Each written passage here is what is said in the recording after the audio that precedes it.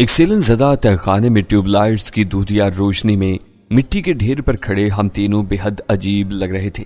کیا ہم واقعی کسی دفینے کے کنارے پر کھڑے تھے؟ اس خاموش حویلی سے 10-15 میل دور جھنگ کا ہنستا بستا شہر تھا۔ میں نے سوچا وہاں ابھی سینماؤں کے آخری شو چھوٹے ہوں گے، سڑکوں پر چہل پہل ہوگی، تانگے رکشہ والے سواریوں کے لیے صدائیں لگا رہے ہوں گے، ہوٹلوں اور چائے خانوں پر گہما گہمی ہوگی۔ وہاں کسی نے کب سوچا ہوگا کہ بذریعہ کار صرف 1 گھنٹے کے فاصلے پر ایک تاریخ حویلی کے ویران تہخانے میں 3 افراد شاہجہاں، صفدر اور زریں گل ایک دفینے کے کنارے پر حیران کھڑے ہیں اور ایک الجھی سلجھی کہانی پڑھنے کی کوشش کر رہے ہیں۔ بعض کہانیاں بڑی خاموشی سے آغاز ہوا کرتی ہیں، پھر وہ مدتوں کسی ریگستان، کسی برف زار، کسی قبرستان یا حویلی میں منجمد پڑی رہتی ہیں۔ زمانوں بعد کوئی شخص ان تک پہنچتا ہے، ان کے جسم سے سوئیاں نکالتا ہے، ان کے ہونٹ چومتا ہے اور وہ زندہ ہو جاتی ہے، اپنی تمام ترہشت سوانیوں کے ساتھ جاگ اٹھتی ہیں۔ شاید ہم بھی کسی ایسی ہی کہانی کے جسم سے سوئیاں نکالنے والے تھے، یا شاید ہم خود ایک کہانی بن کر اس تہخانے میں دفن ہونے والے تھے، نامعلوم زمانے تک کے لیے۔ جب کوئی چٹے پل کی اس کوہنا سال حویلی کے تہخانے میں اترتا اور دیکھتا کہ ایک بہت عمیق گڑھے کے کنارے 3 انسانی ڈھانچے پڑے ہیں، کچھ بھی ہو سکتا تھا، کیونکہ ہمیں کچھ معلوم نہیں تھا کہ جو کہانی ہمارے سامنے ہے وہ کس مرحلے میں ہے۔ ہم اس کا آغاز کر رہے ہیں، اسے انجام دے رہے ہیں، یا اس کے جسم سے سوئیاں نکال رہے ہیں، یا پھر وہ کہانی نہیں ہے، صرف ایک وہمہ ہے، ایک سایہ ہے جو تخیل کی طلسمی روشنی بجھتے ہی فنا ہو جائے گا۔ صفدر نے مجھے سوچ میں ڈوبے دے کر کہا، شاہجہاں صاحب، فرش میں فرق ضرور ہے، لیکن یہ ضروری تو نہیں کہ یہاں کچھ دفن ہی کیا گیا ہو۔ ممکن ہے صرف فرش کی مرمت کی گئی ہو۔ پرانی عمارتوں میں اکثر توڑ پھوڑ اور مرمت کی ضرورت پیش آتی ہی رہتی ہے۔ ہماری گفتگو کے دوران زریں گل کچھ اور آگے چلا گیا تھا اور ایک جگہ بیٹھا بڑے غور سے کچھ دیکھ رہا تھا۔ دبی آواز میں پکار کر کہنے لگا، استاد صاحب، ذرا ادھر آ کر بھی دیکھیں۔ میں اور صفدر اس کے قریب پہنچے۔ وہ جہاں بیٹھا ہوا تھا وہاں ٹیوب لائٹ کی روشنی کافی نزدیک سے پڑ رہی تھی۔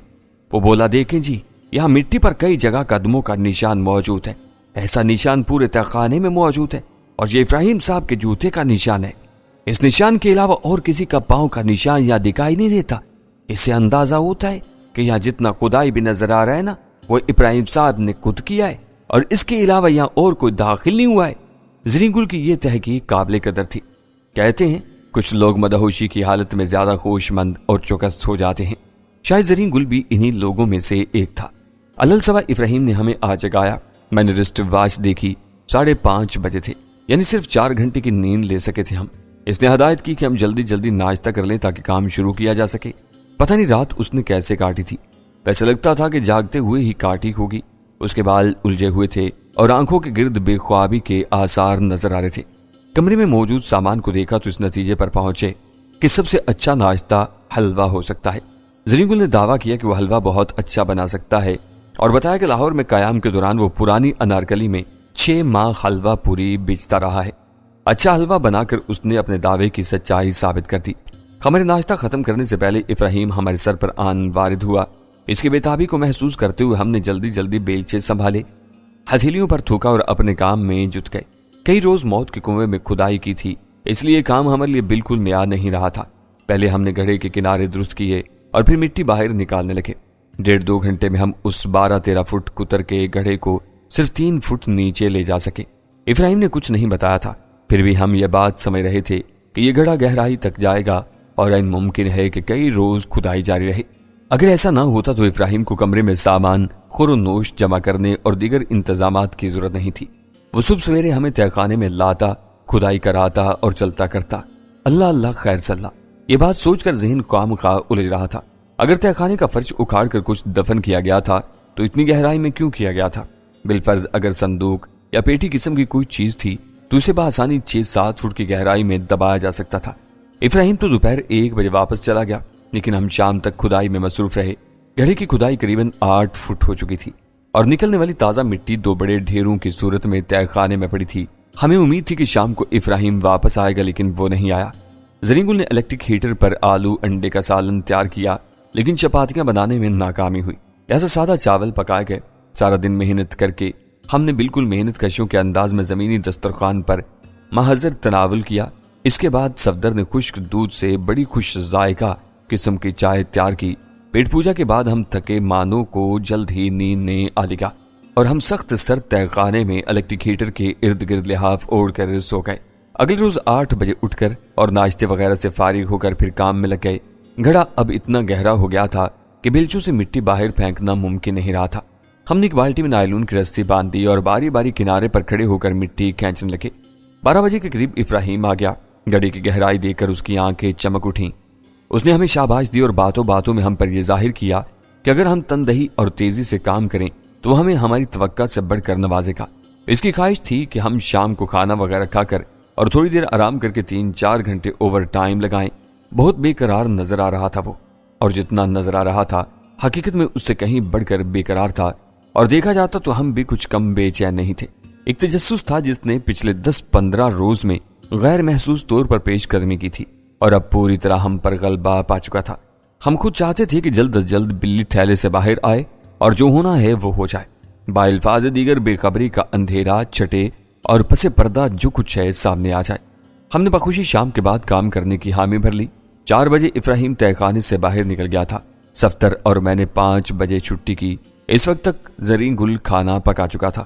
ہم نے کھانا کھا کر کمر سیدھی کی اور پھر مصروف ہو گئے۔ 2 گھنٹے ہم نے مسلسل کام کیا اور سخت سردی میں بھی ہماری پیشانیوں پر پسینہ چمکنے لگا۔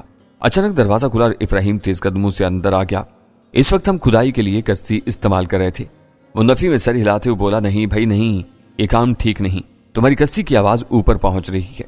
میں نے تم سے کہا بھی تھا کہ بیلچہ استعمال کرو۔ ہم نے فوراً کشتی چھوڑ کر بیلچے تھام لیے۔ وہ بولا، 1-8 گھنٹہ بہت احتیاط سے کام کرنا ہوگا، کچھ لوگ اوپر آئے ہوئے ہیں۔ ہم نے سر تسلیم خم کیا اور کام میں لگ گئے۔ وہ دھیمے لہجے میں ہمیں چند مزید ہدایات دینے کے بعد واپس چلا گیا۔ ہر بار جب وہ تہ خانے میں اترتا تھا تو ہمارے ذہن میں آتا تھا کہ شاید وہ اس مرتبہ ہمیں اس پراسرار کھدائی کے بارے میں کچھ بتائے گا، کوئی وضاحت، کوئی اشارہ، کوئی اندیا، لیکن ہر بار یہ خیال خام ثابت ہوتا تھا۔ اس سلسلے میں ابراہیم کی زبان یکسر خاموش تھی۔ شروع میں صفدر نے 1-2 بار گفتگو کا رخ اس طرح موڑنے کی کوشش کی تھی، لیکن اس نے فوراً روکھا پھیکا لہجہ اختیار کر لیا تھا۔ ہم نے رات 10 بجے تک کام کیا اور اس مربع نما گڑھے کو قریباً 16 فٹ کی گہرائی تک لے گئے۔ جب سیاہی مائل ریت میں سے پانی شروع ہو گیا تو ہم نے کام بند کر دیا۔ سارا دن مزدوری کرنی پڑی تھی، بلکہ اوور ٹائم لگانا پڑا تھا۔ ہمارے جسم ایسی مشقت کے عادی نہیں تھے، لہذا تھکن سے چور ہو گئے۔ بستروں پر گرتے ہی ہم یوں سو گئے کہ ارد گرد کی کچھ خبر نہیں رہی۔ میری آنکھ قریباً 8 بجے صبح کھلی۔ اس وقت بھی نہ کھلتی اگر ایک نامانوس شور میرے کانوں سے نہ ٹکرا تھا۔ میں ہڑبڑا کر اٹھ بیٹھا۔ آواز تہ خانے کے آہنی دروازے کی طرف سے آئی تھی۔ غالباً کوئی بھاری بھرکم شے بڑی قوت سے دروازے کے ساتھ ٹکرائی تھی۔ میں نے تیزی سے اپنی جگہ چھوڑی اور ننگے پاؤں زینے تہ کرتا ہوا دروازے تک پہنچ گیا۔ میں دروازے سے کان لگانا چاہ رہا تھا جب مجھے ٹھٹک کر پیچھے ہٹنا پڑا۔ کوئی عورت دونوں ہاتھوں سے دروازہ پیٹ پیٹ کر زور سے چیخ رہی تھی، رحمو رحمو۔ یکا یک کسی مرد نے ڈانٹ کر عورت کو دروازے سے دور ہٹا لیا۔ ڈانٹنے والا ابراہیم کے سوا اور کوئی نہیں تھا۔ دبی دبی آوازوں اور آہٹوں سے میں نے اندازہ لگایا کہ وہ عورت کو زبردستی کھینچ کر لے جانا چاہتا ہے، اور روتے ہوئے بولی، سرکار آپ نے کہا تھا مجھے رامو سے ملائیں گے، کہاں ہے رامو؟ سرکار مجھے بتائیں کہاں ہے رامو؟ میرے ذہن میں جھماکا سا ہوا۔ یہ اسی خانہ بدوش لڑکی کی آواز تھی جسے میں نے خوشاب والی کوٹھی میں چیختے چلاتے دیکھا تھا۔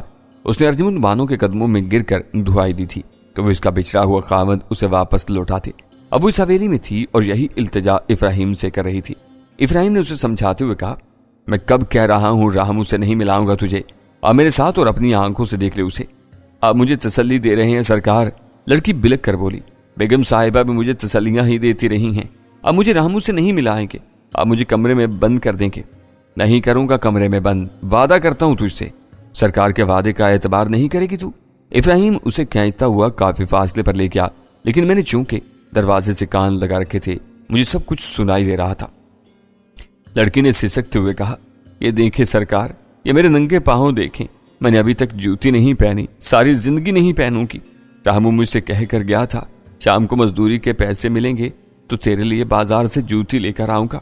وہ میرے پاؤں میں ایک کانٹا دیکھ کر تڑپ گیا تھا۔ سرکار اب دیکھیں میرے پاؤں کا کیا حال ہو گیا ہے۔ وہ نہیں آیا سرکار، آپ کی بیگم صاحبہ نے اسے کس مزدوری پر لگا دیا ہے، اسے چھٹی دے دیں سرکار، میرا جھونپڑا خالی ہے، بالکل خالی ہے۔ لڑکی کے لہجے میں دیوانگی کی جھلک تھی۔ شادی کے ابتدائی دنوں میں اپنے محبوب خامد کو کھو کر वो होशो खिरत से बेगाना हो रही थी। इब्राहिम ने उसे पुचकारते हुए धीमी आवाज में कुछ कहा, लेकिन लड़की मुसलसल मुजाहमत करती रही। खिंचातानी में वो दोनों फिर दरवाजे के करीब आ गए।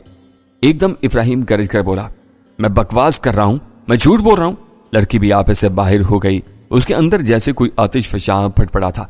चिल्ला कर बोली, हाँ हाँ बकवास कर रहे हो तुम, झूठ बक रहे हो तुमने मार दिया उसे, तुमने उसे बारूद से भरे हुए कुएं में उतारा था, तुमने उसके चीथड़े उड़ा दिए हैं। मैं सबको बताऊंगी, सारी दुनिया को बताऊंगी, तुम मेरे रहमों के कातिल हो, तुम कातिल हो। फिर अचानक लड़की ने खुद को इब्राहिम की गिरफ्त से छुड़ा लिया और भाग उठी।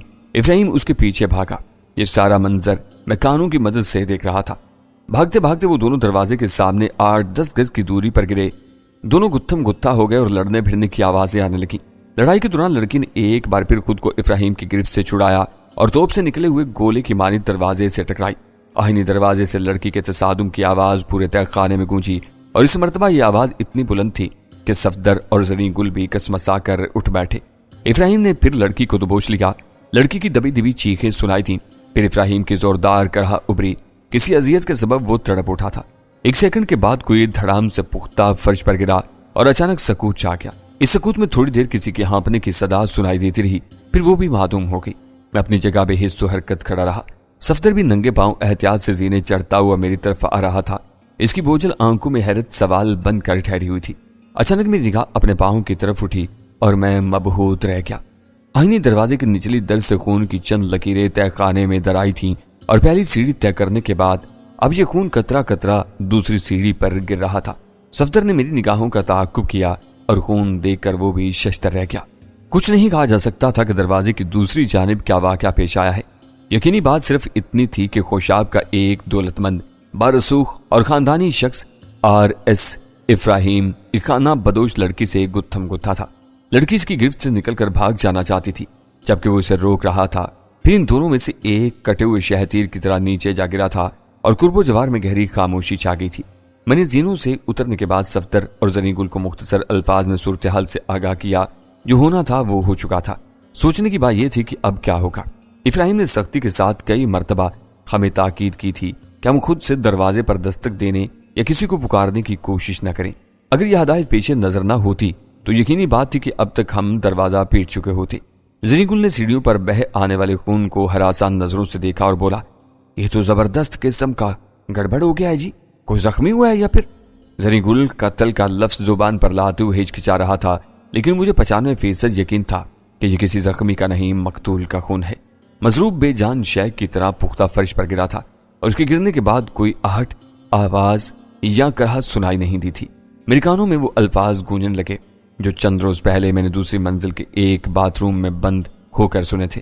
कादर जमान ने इब्राहिम से कहा था, इस चंगड़ी का खास ख्याल रखना, अगर वो कुत्ते की बच्ची ठीक हो गई तो बेहतर, वरना इसका कोई बंदोबस्त करना पड़ेगा।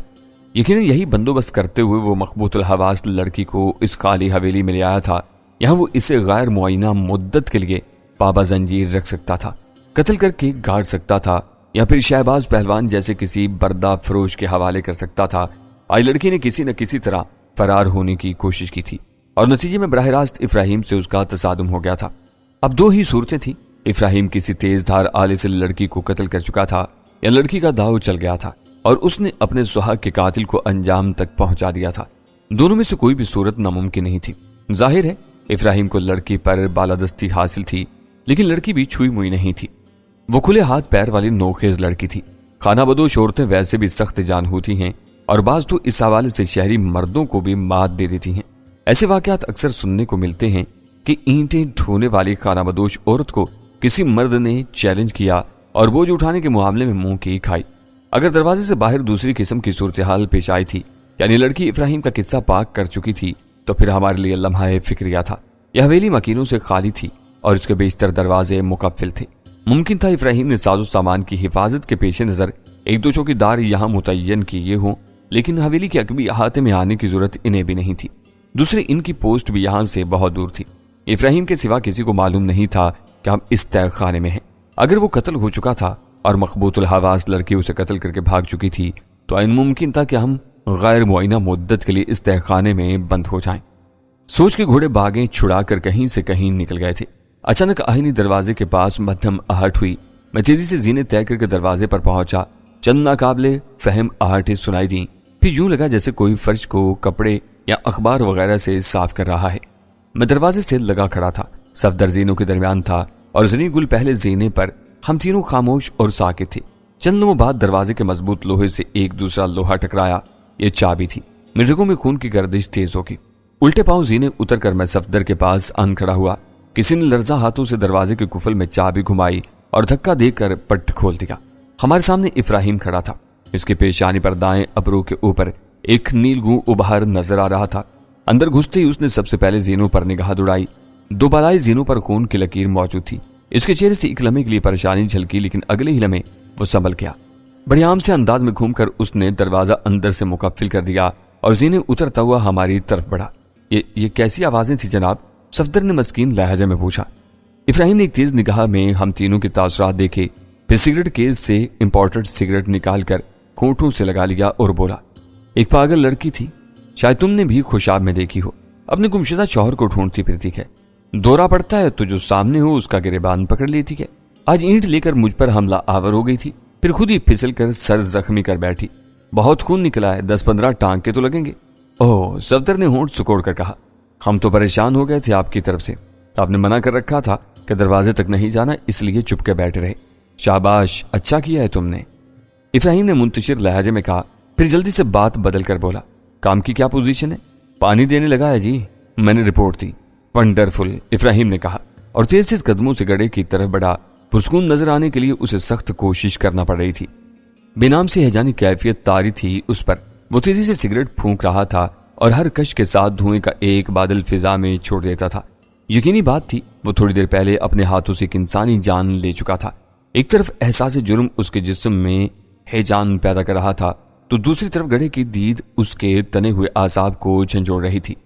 اس نے سگریٹ پھونکتے ہوئے پروانہ وار گڑھے کے گرد چند چکر لگائے، پھر ہمیں ہدایت کی کہ ہم کام شروع کر دیں۔ رات میں گڑھے کے اندر سے کافی پانی رس چکا تھا اور اب ہمیں یک بستہ کیچڑ میں کام کرنا تھا۔ اس موقع پر زریں گل نے ناشتے کے حوالے سے نقطہ اعتراض اٹھانا چاہا، مگر افراہیم کی اضطرابی کیفیت دیکھتے ہوئے میں نے اسے اشارہ کر دیا۔ ویسے بھی اب 9 تو بج ہی چکے تھے، ہم ناشتے کو لنچ کے ساتھ ملا سکتے تھے۔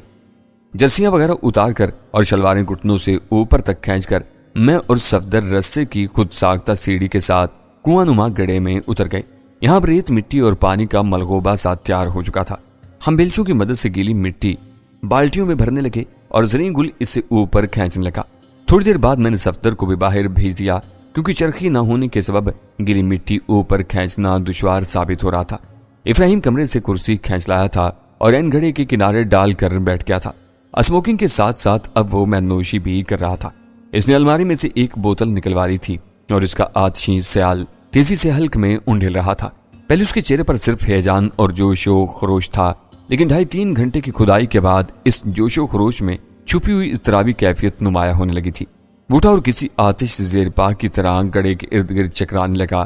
میری پنڈلیاں یک بستہ پانی میں کھڑے کھڑے سن ہو چکی تھی، لباس کیچڑ میں لترا ہوا تھا اور بیلچا چلا چلا کر کمر چٹکنے لگی تھی۔ مٹی اور ریت کھودتے ہوئے بار بار یہ احساس ذہن کو کچوکا لگا رہا تھا کہ یہیں آس پاس یا حویلی کے کسی کونے خدرے میں اس لڑکی کی لاش موجود ہے جو اپنے شوہر کی جدائی میں ہلکان تھی، جس کے ننگے پاؤں ایک جوتی کی آس میں شب و روز یکبستہ راستوں کا عذاب برداشت کر رہے تھے اور جس کی کلائیوں میں سہاگ کی چوڑیاں تھوڑی دیر پہلے تک برہا کے گیت گا رہی تھیں۔ یکلخت مجھے چونکنا پڑا۔ قدلے پانی کے نیچے میرے بیلچے کا پھل کسی دھاتی شے سے ٹکرایا تھا۔ میں نے دائیں پاؤں سے ٹٹول کر دیکھا، یہ کسی صندوق نما شے کا نکیلا کونا تھا۔ میرے پاؤں نے جہاں تک حرکت کی وہاں تک اس دھاتی شے کے کنارے نے میرے پاؤں کو چھوا۔ میرے رگے پے میں سنسنی کی ایک تیز لہر دوڑ گئی۔ افراہیم نے میرے بدلے ہوئے تاثرات دیکھ لیے تھے۔ وہ چونک کر بولا، کیا بات ہے؟ میں نے ایک لمحہ توقف کے بعد کہا، یہاں کچھ ہے جناب۔ افراہیم اب تک نہ جانے کیسے برداشت کیے ہوئے تھا۔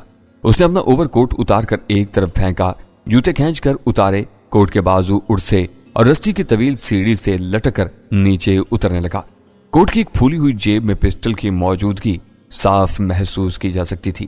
افراہیم کا بس نہیں چلا تھا، ورنہ شاید وہ سیڑھی بھی استعمال نہ کرتا اور براہ راست کنویں میں چھلانگ لگا دیتا۔ اس کی بےقراری دیدنی تھی۔ صاف ستھری پتلون کی پرواہ کیے بغیر وہ گھٹنوں گھٹنوں پانی میں اتر گیا اور میرے ہاتھ سے بیلچا لے کر اس مقام کو ٹٹولنے لگا۔ जहां धात से धात के टकराने की आवाज पैदा हुई थी।